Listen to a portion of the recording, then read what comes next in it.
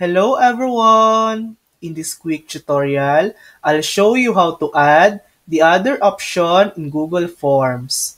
First, open your Google form and select the question you're working on. The other option only works with multiple choice and check boxes. So, make sure your question type is set to either of these. Now, look at the bottom of your answer choices.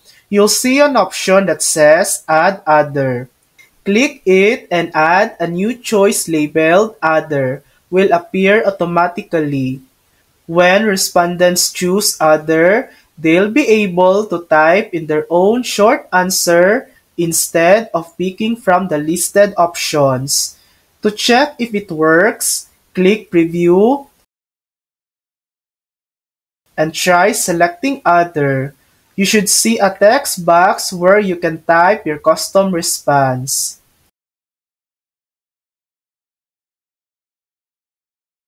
And that's it. That's how to add the other option in Google Forms. Thanks for watching! If this video helped you, please like and subscribe for more helpful tutorials.